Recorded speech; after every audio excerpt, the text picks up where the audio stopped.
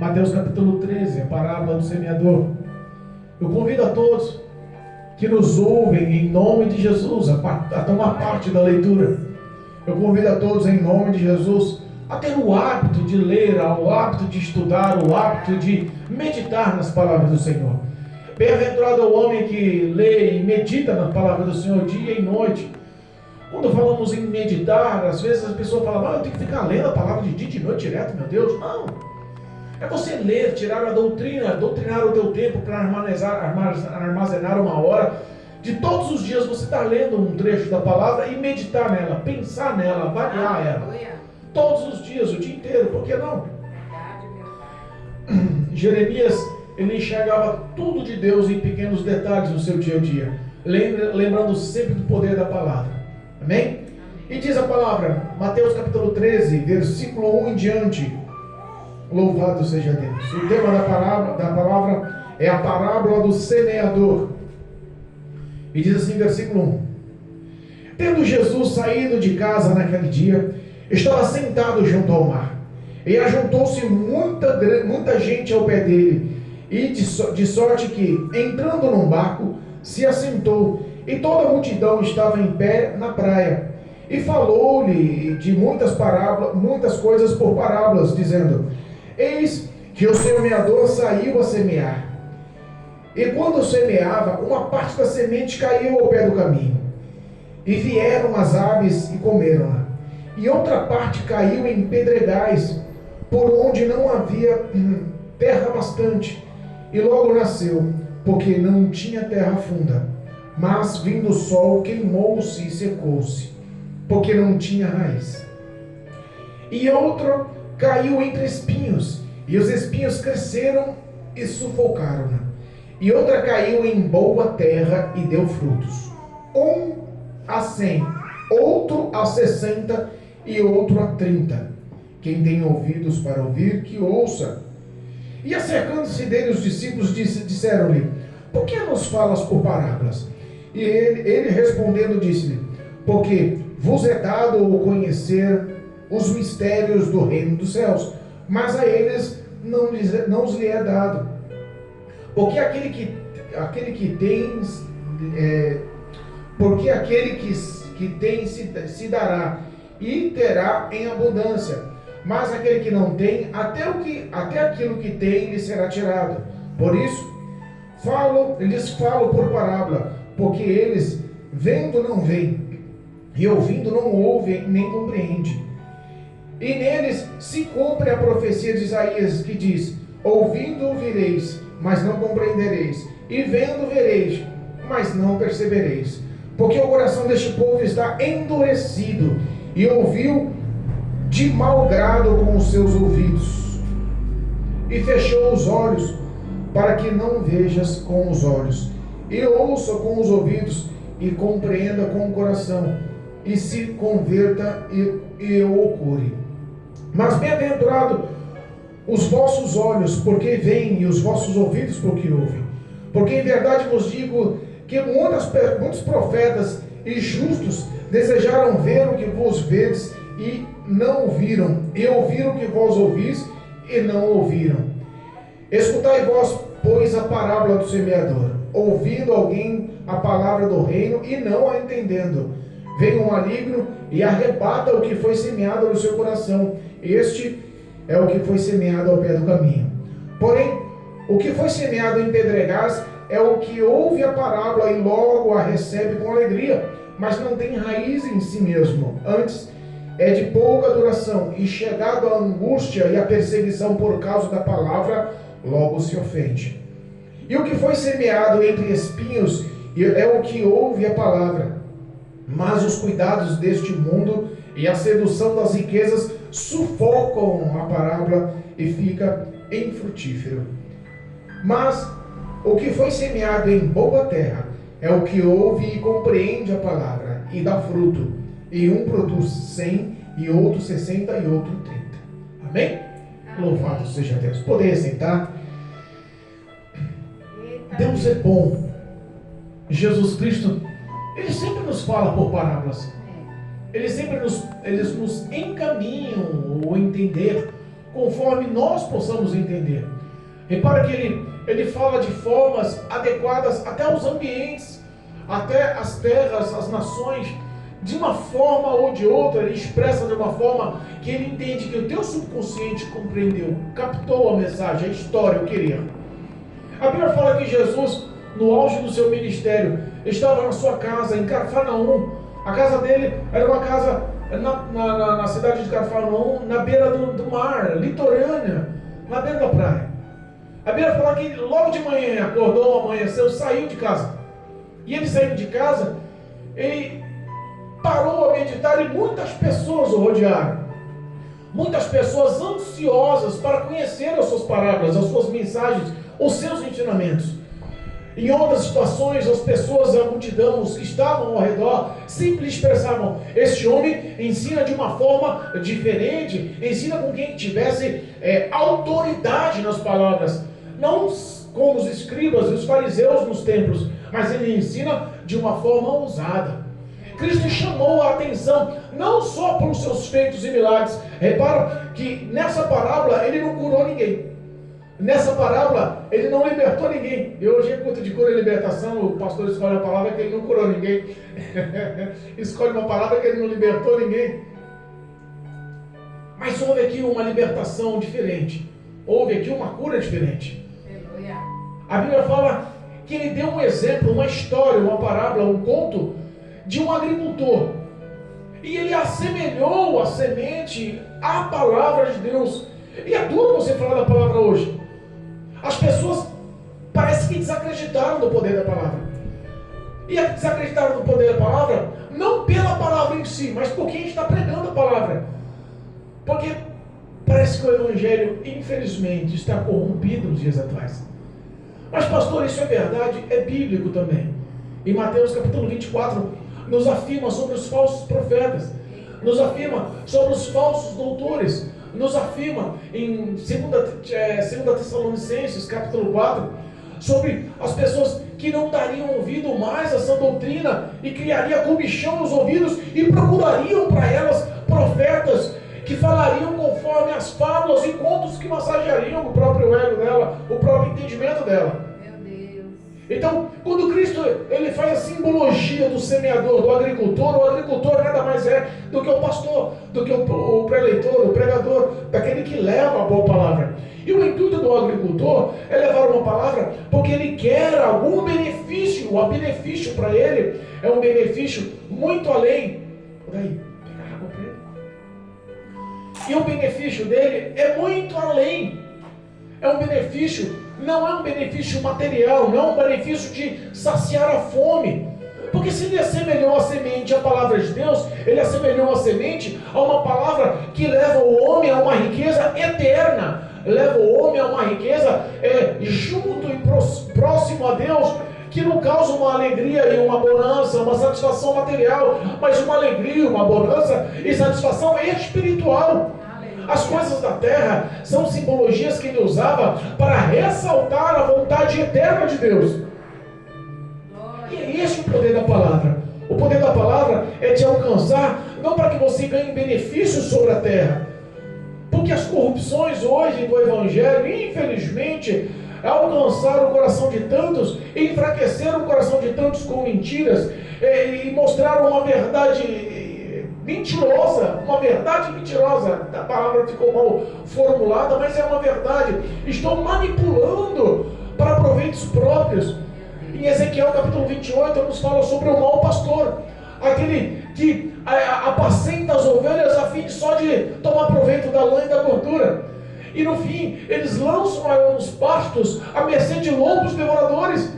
Mas Cristo, como bom pastor, a Bíblia fala que ele vai apacentar as suas ovelhas, vai recolher no seu aprisco para livrar das bestas feras do campo. E é justamente o que Deus tem a nos mostrar nessa noite, a diferença sobre o poder da palavra pregada, e não só pelo poder dessa semente, dessa palavra pregada, mas sim da captação da terra boa do teu coração. Porque em todos os corações, em todas as parábolas, em todos os exemplos que foi dado aqui através de Cristo, fala-se sobre plantar a semente, e a semente tinha terra em cada uma delas. Algumas estavam com pouca terra, em pedregais. Outras caíram à beira do caminho, na terra. Outras foram lançadas em espinhos, mas cresceram porque tinham terra. Mas tinha uma que a terra era boa. Tinha uma que a terra era fértil. Tinha uma que a terra estava arada. Tinha uma que o Espírito Santo fez o crescimento daquela semente germinar. Aleluia a Deus. Ele assemelhou o poder dessa palavra para as pessoas, para a grande multidão que estava ao redor. E aquela grande multidão que estava ao redor já foi prevista ou falada pelos profetas do passado, ou pelo profeta Isaías, que ouviriam e não entenderiam, veriam e não compreenderiam. Mas por que, pastor, as pessoas estão vivendo isso hoje? Porque na realidade as pessoas têm um coração duro. Se nós pegarmos o contexto dessa palavra, olha o que diz o versículo 15: porque o coração deste povo está endurecido, e ouviu de mau grado com seus ouvidos. Então as pessoas, elas têm a oportunidade de dar crédito ao poder dessa palavra. Porque a Bíblia nos ensina que Deus amou o mundo de tal maneira, Ele deu o seu único filho para pagar o preço por minha alma, por tua alma, para se apropriar dos meus pecados e dos seus pecados. A Bíblia fala que Cristo se fez maldito ao morrer, a morte de cruz. A morte de cruz era o pior castigo, a pior condenação na época. Era para as pessoas que realmente não tinham nenhum tipo de esperança. Era para as pessoas que não poderiam conviver perante a sociedade na época em Israel. E eles selecionaram uma morte, e uma morte realmente que denegria a moral da pessoa. Cristo, ele se fez maldito para que as maldições atuais não nos alcançassem. Ele se apropriou das minhas dores, ele se apropriou das minhas enfermidades, para que eu possa ter uma vida sã, uma vida sadia, uma vida saudável. Ele se apropriou dos meus pecados, das minhas iniquidades, para que um dia tivéssemos a esperança de ter a vida perante Cristo, na presença do Senhor e pela eternidade. Porque o poder dessa palavra ao semeador, ao agricultor, é o poder de vida. O que germina na terra é simplesmente vida. O que germina na pedra é simplesmente vida. Mas se a gente pegar os contextos de cada palavra, de cada formação dessa palavra, a gente entende que tem uma instrução. O semeador saiu a levar a semente. Eu imagino que aquele semeador estava com muitas sementes, porque algumas caíram pelo caminho. O desejo dele não era lançar pelo caminho. O desejo dele era levar até a lavoura, até a terra arada, até o local adequado, para começar a semente. Mas repara que no meio do caminho caiu. Quer dizer que o coração daquele pregador estava tão cheio, o desejo daquele pregador de levar uma boa semente era tão grande, que ele estava transbordando. Já conversou com pessoas que a autoestima dela é tão grande, que a alegria dela é tão grande, que o prazer de estar do lado dela é tão grande, que quando você começa a conversar com ela, parece que tudo ao redor deixa de ser ruim, deixa de ser mal, você se sente bem do lado daquela pessoa. Aquela pessoa que você fala, rapaz, eu posso ser acessível a ela porque ela tem um bom coração, ela vai me atender, ela não vai me menosprezar, ela tem palavras sábias para orientar, ele consegue conversar comigo de uma forma que parece que ele me entende. Eu posso abrir o meu coração para ele, porque eu sei que ele não vai zombar de mim, ele não vai me menosprezar. Sabe aquele pregador, aquele pastor, aquele que cuida, aquela pastora, aquela missionária, aquela pessoa íntima, que você fala, rapaz, nesse eu consigo confiar? A Bíblia fala que Cristo é o bom amigo. E tem amigos que são mais chegados do que irmão. O que este pregador tinha aqui é tudo o que nós temos que ter no coração. Os frutos. E os frutos que menciona espiritualmente é justamente os frutos do Espírito que está lá em Gálatas capítulo 5. Bondade, misericórdia, paz, mansidão, longanimidade, domínio próprio. Tudo, se a gente parar para analisar, é o que forma o caráter de uma pessoa boa. De uma pessoa que tem uma boa índole, uma boa ação. Porque os frutos dela mostram quem ela é.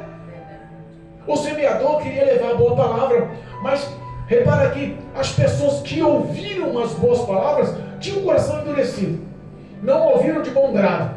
E quando você está no local por obrigação, não está por amor, porque entenda, Cristo, ele quer levar um povo para o céu, como a noiva do Cordeiro. Ele prometeu vir resgatar um povo lavado e remido no sangue do Cordeiro, que o aceitou e o declarou perante o povo, perante a sociedade, porque todo aquele que se declarar perante o povo, perante os homens, eu o declararei perante o meu Pai que está nos céus, mas todo aquele que me negar perante os homens, eu também o negarei perante o meu Pai que está nos céus. Repara que existe ali uma declaração. O poder dessa palavra, ela não consegue frutificar se a pessoa não está afim. Deus tem poder de convencer o homem à força? Tem. Ele é Deus.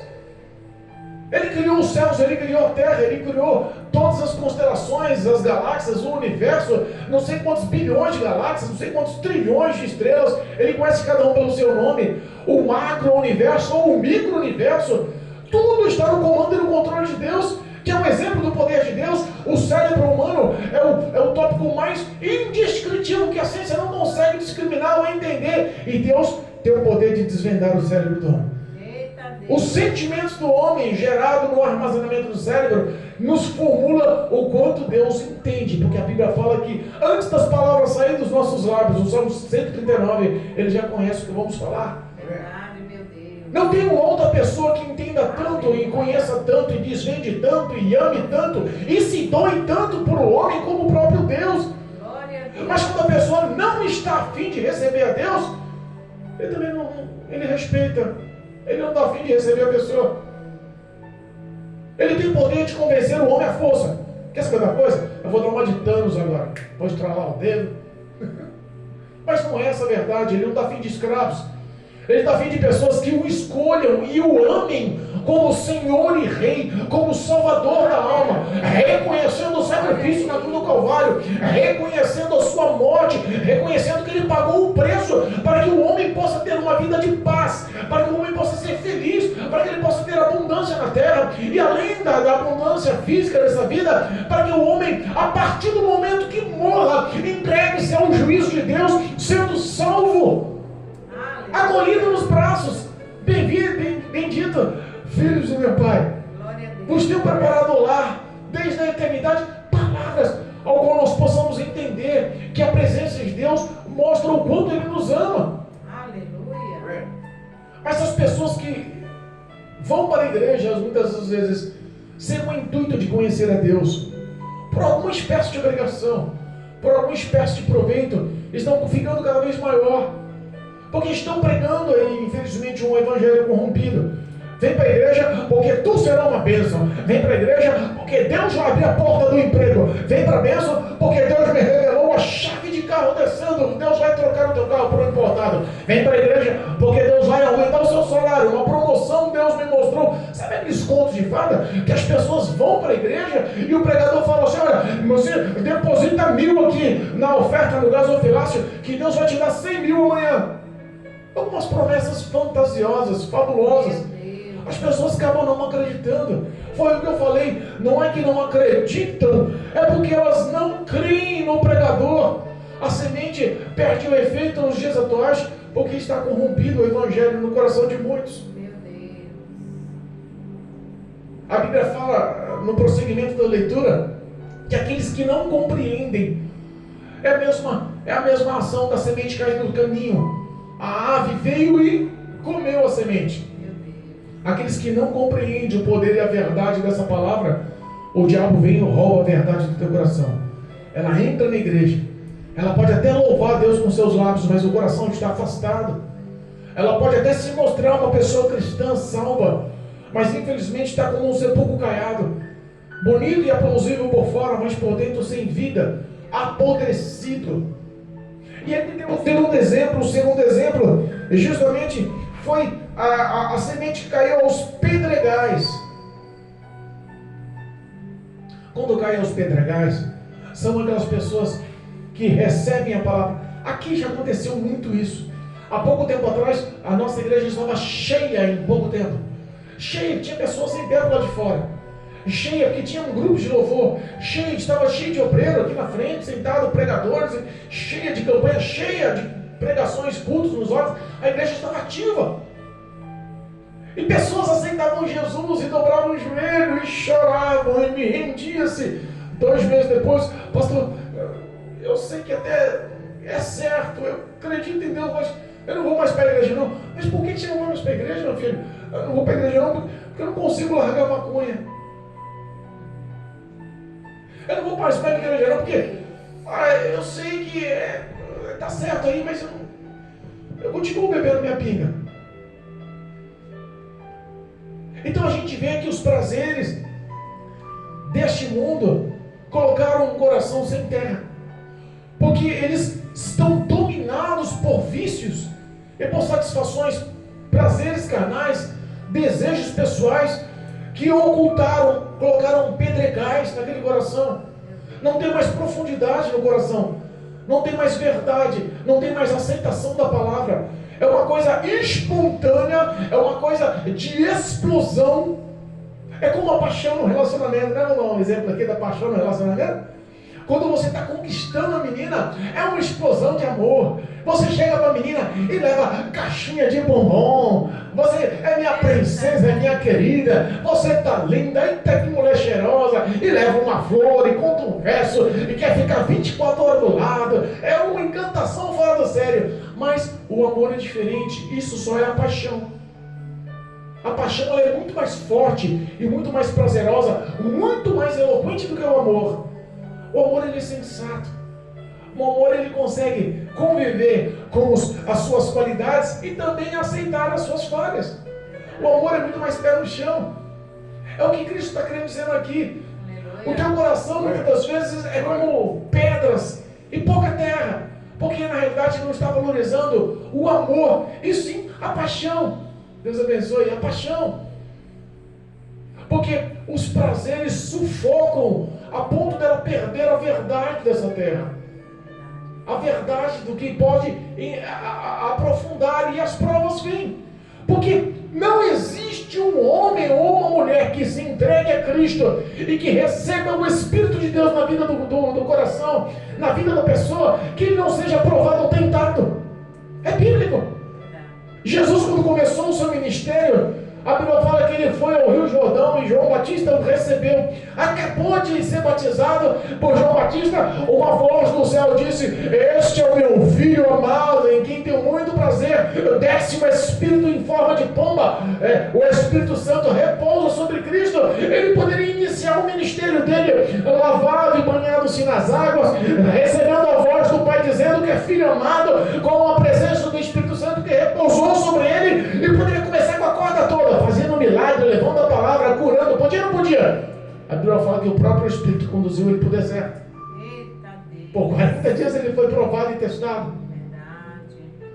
E aí quando vem as provas, pelo poder da palavra, para provar se realmente ele aceitou a Cristo com verdade, se ele está firmado, fincado, está cravejado na rocha da verdade, o alicerce da casa dele não está sobre a areia, mas sobre a rocha, aí ele se ofende à toa, ele se magoou à toa. Não vou ficar lá não, porque o pastor falou que ia começar tal hora e terminar tal hora e passou 10 minutos. Não, esse homem não tem palavra, aquela coisa. Algumas coisas se machucam, mas são sem intenção, mas infelizmente enfraquecem diariamente. Eu conheço o testemunho de um rapazinho que eu amo muito, eu oro quase todo dia por ele. Era um rapazinho que arrastava o pé na igreja, era um tal de dar glória a Deus, estava no lugar e pregava, e o bicho cheio da graça. E um dia ele falou que faltou na igreja, porque quis. Aí no outro dia, no outro culto, surgiu um pequeno empecilho. Ele podia cobrir o empecilho, mas ele decidiu dar razão ao empecilho, faltou na igreja. Aí no terceiro culto o empecilho foi maior, aí realmente ele teve que faltar. Aí no quarto culto não teve empecilho, mas ele também já não teve força para ele. Ele se desviou do nada. São pessoas que aceitam Jesus chorando, e você fala: meu Deus, salvou, o nome foi escrito no livro da vida, esse homem está salvo, Cristo tem um grande projeto, vai ser um homem, um pregador. E daqui a 2, 3 meses ele fala: não vou ficar, pastor, porque eu estou brigando demais com a minha mulher, depois que eu passei a ser crente, ela começou a me tratar diferente, eu não quero não, prefiro ter a paz da minha mulher e largar Cristo. Algumas coisas que realmente são a realidade na vida da gente. Porque nós vemos tantas pessoas destruídas? Porque infelizmente acabam trocando o ato de não aceitar a represália e as provações por deleites e pensamentos pessoais. A Bíblia fala, o próprio Cristo fala no seguinte da semente, que uma semente foi plantada junto a espinhos. E ele deu um exemplo no prosseguir da palavra, que os espinhos justamente já são os deleites dessa vida. Aí já muda.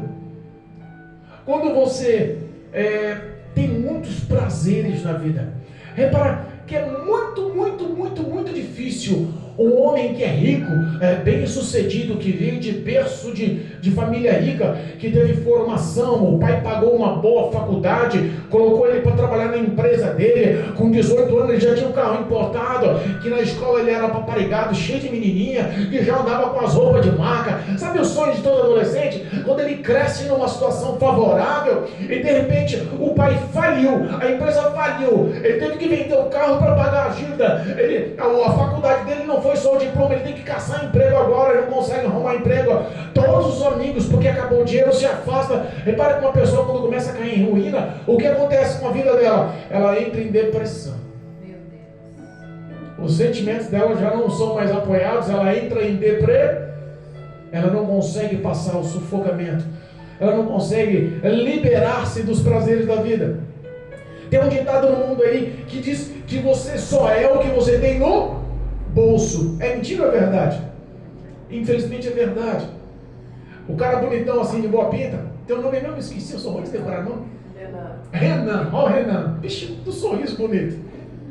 O Renan, cabelinho colorido, bonitinho aí, bigodinho, bem vestido, feliz do lado da mulher. Se o Renan levar a esposa e a filha para jantar num grande restaurante, um restaurante nobre, caro, e chega lá com a sua BMW 325i, descer com o seu terno Armani, a mulher toda bem vestida, né? O sapatão, aquelas bonitão, todas as crianças, tudo bonitinho. O rapaz lá, o valet, vai chegar, doutor, senhor, como é que o senhor vai? Seja bem-vindo. Vem o garçom, vem né? O atendimento é diferente, não é? E se você levar naquele mesmo restaurante com aquele fusquinha 69 vazando óleo? Hã? Aquele sapatinho surrado que já está com um papelãozinho na palmilha, porque senão machuca o pé se pisa na pedrinha. Aquela camisa surrada que já inverteu a gola 2 vezes. A mulher já vai com aquele vestidinho que se largar, solta sozinho, vai para a rua, só tem ele para andar. Você acha que o atendimento vai ser o mesmo? Essa é a verdade do que Cristo está explicando. Meu Deus. Essa é a verdade. As pessoas que recebem o poder dessa palavra, mas essa palavra, ela é plantada junto a espinhos. O espinho cresce junto com a palavra no coração. E ela começa a botar na balança. O que ela vai querer ser? Ser bem sucedida, continuar tendo seus prazeres, ganhar o mundo com as suas forças, lutar para ostentar tudo que possui, ou realmente abrir mão pelo Evangelho? Porque tem vezes que Cristo faz questão de tirar o homem da riqueza, porque conhece o coração do homem. O pastor era uma dessas. Antes da minha conversão, antes de Cristo me resgatar, o pastor tinha cartão de crédito sem limite, não era 1 nem 2. A última fatura na época, em 2000 e bolinha, eu paguei quase 30 mil numa fatura. Comigo eu gastava. O pastor tinha carro e não era carro popular, era carro de luxo do ano. O pastor andava só com motor de alta cilindrada, 1.250 cilindrada para cima, o negócio era forte. Roupinha de marca, tênis de marca. O dia que eu estava duro, tinha 3 mil no banco e 300 na carteira só para ostentar. Era assim de amigo. Pensa num pastor que era cheio de amigo. Era, velho. Aí Cristo falou assim: você vai se converter agora. Eu vou começar a apertar você agora. Eu vou começar a mostrar a verdade do Evangelho para você. Eu vou começar a se mostrar para você, mostrar a minha mão operando para você. Eu vou começar a mostrar a minha palavra como luz para o teu caminho. Você vai deixar de ser contaminado, você vai ser sal da terra agora. Agora, onde você andar, as pessoas vão sentir sede da palavra, vão chegar a você para pedir o auxílio. Eu vou fazer de você um homem mudado, com caráter transformado. O processo da conversão foi doído. Cristo tirou um emprego que ganhava 12.500 por mês. Cristo fez eu vender o carro, a moto, perdi os cartões, paguei dívida, fiquei duro. Eu comecei a orar, Jesus, manda mistura, porque começou o arroz cozido na água, está difícil. E a esposa do lado, louvado seja Deus, sem reclamar, alegre, glorificando a Deus por estar com a família restituída. O processo às vezes de conversão é doído, sabe por que é doído? Porque Deus às vezes prova os nossos sentimentos para saber onde está o nosso coração. Verdade, meu Deus. Isso foi com o povo de Israel, por que não pode ser comigo? Isso foi com o povo de Israel, por que não pode ser com você? Os prazeres deste mundo não podem fazer parte do teu coração, porque a Bíblia diz que aonde está o teu coração, ali estará o teu tesouro. E as pessoas estão se embaraçando com esse mundo. E todos que se embaraçam com o mundo e com o pecado não conseguem ter relacionamento com Deus de verdade. É por isso que a semente ela foi sufocada pelos espinhos. Aonde você se enquadra nisso? O poder dessa palavra é a reflexão dessa noite. Aonde nós se enquadramos nisso? Porque a Bíblia fala também que o Espírito de Deus é quem dá o crescimento. E para ele dar o crescimento é porque ele conhece a história da terra. E aí vem o impossível da parte de Deus. Porque a nossa terra às vezes é fértil, é boa, fertilizada, arada, cuidada, prontificada. Mas existe uma luta espiritual.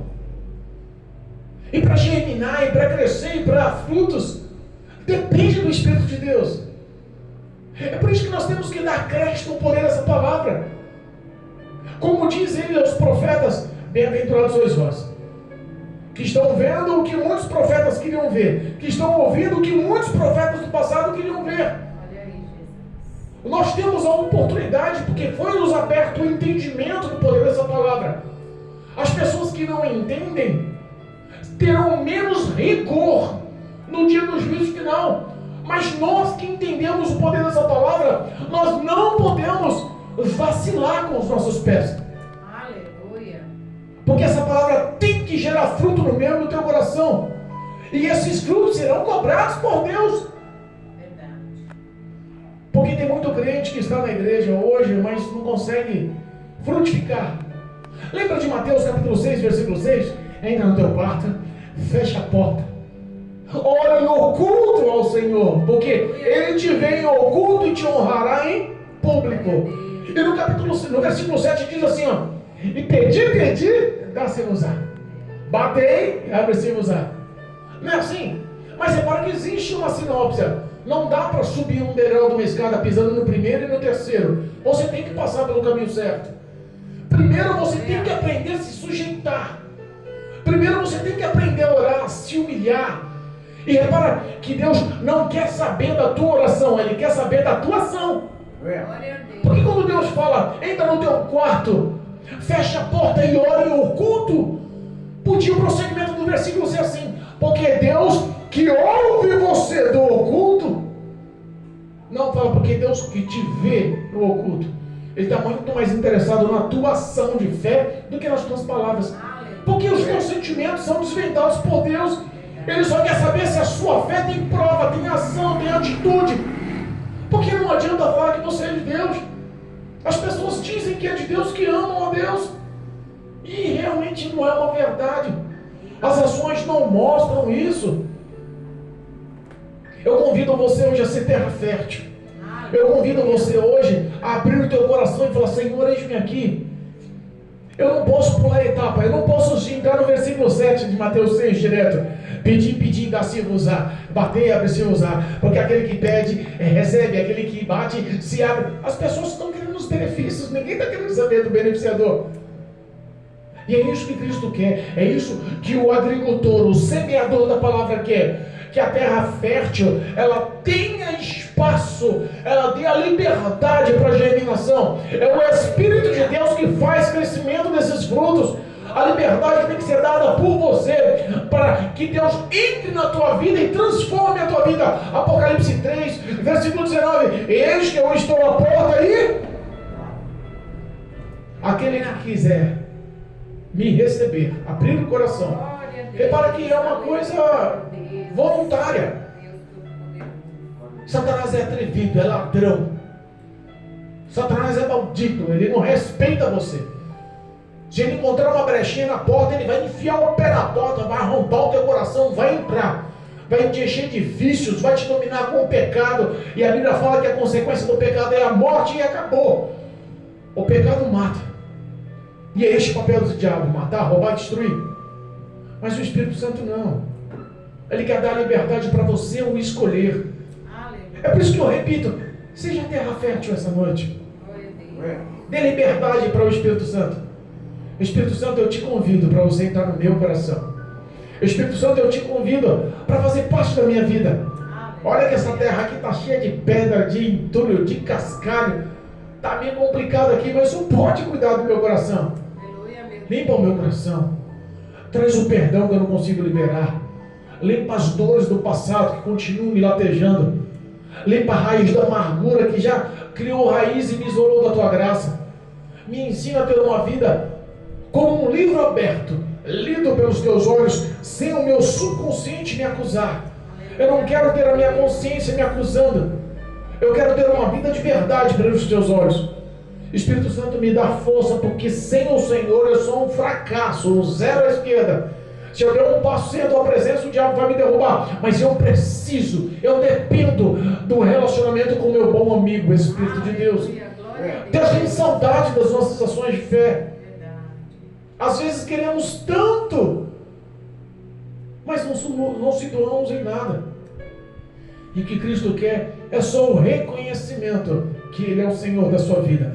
É só o reconhecimento que Ele é o autor e consumador da tua fé. Porque essa palavra ela vai gerar fé no teu coração. Aleluia. Ele é o autor e o consumador, é aquele que fundamenta os nossos pés na rocha do Evangelho. É o Espírito Santo de Deus que consegue modelar o caráter do homem. Glória a Deus. A Bíblia fala em Provérbios que o ímpio, olha só o que descreve o ímpio, vai de mal ao pior, enganando e sendo enganado. Meu Deus. Quais pessoas, hein? O cara, tudo que põe a mão, parece que ele tem vantagem. Dá um balão em um, dá um balão no outro. Daqui a pouco você ouve falar: rapaz, ele tomou um balão ali, tomou um balão ali. Às vezes o cara ganha mais dinheiro do que você. Em um ano ele ganha no mês. Você fala: rapaz, como é que esse cara não prospera? É ou não é? As pessoas que às vezes estão vivendo à margem da sociedade, à margem da lei. Ah, mas eu ganho R$100 por dia ali no tráfico. Mas vive com medo, não consegue usufruir dos R$100. Meu Deus.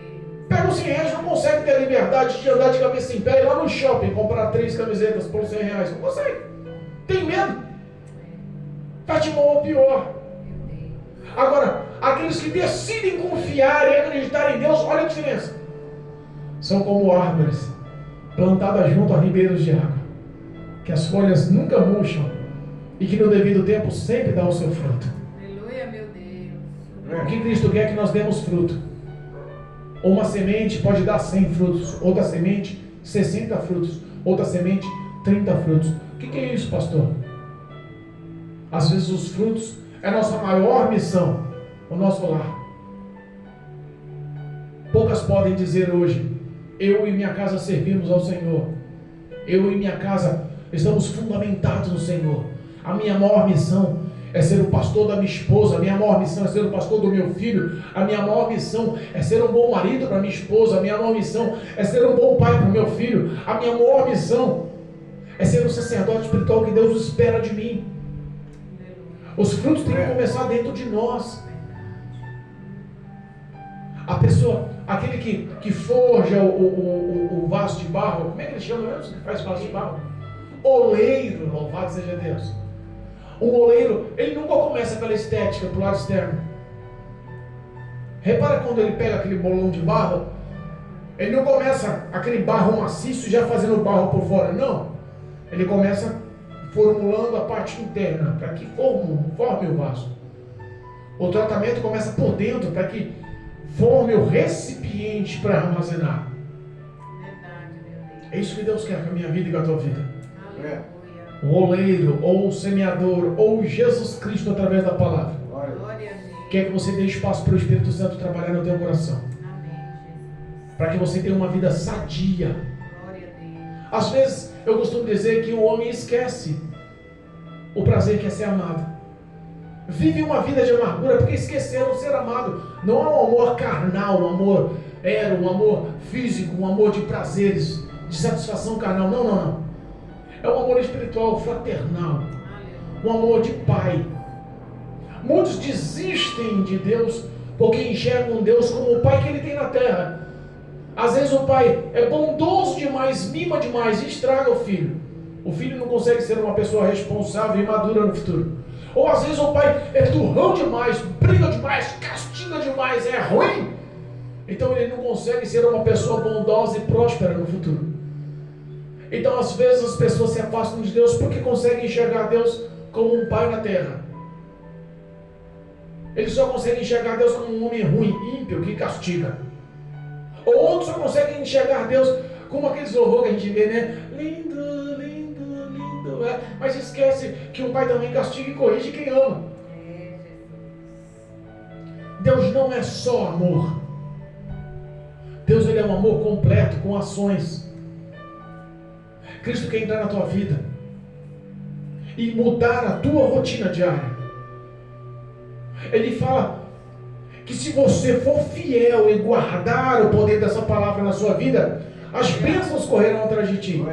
Mas também se você for infiel, ignorar, ouvir com o coração duro, as maldições também correrão atrás de ti. Qual a tua escolha hoje? Deixar que você saia daqui sem entender essas palavras, que o diabo roube ela na esquina? Deixar que os pedregais te afastem porque você não está afim de aguentar afrontas e provações, pelo amor de Deus? Deixar que os espinhos te sufoquem, porque se eu for servir a Jesus, mas eu não puder largar a cerveja, eu for servir a Jesus, mas não puder cantar a vizinha, às vezes os prazeres são muito maiores dos pensamentos dele do que a presença de Deus.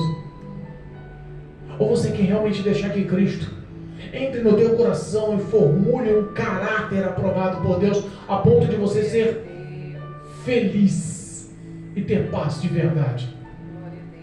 A presença de Deus não é comprada com ouro ou prata, mas hoje ela é te oferecida pela graça de Deus. Amém? Que Deus possa abençoar e que essa palavra possa frutificar no teu coração por intermédio da fé, em nome de Jesus. Amém? Louvado seja Deus. Eu não poderia deixar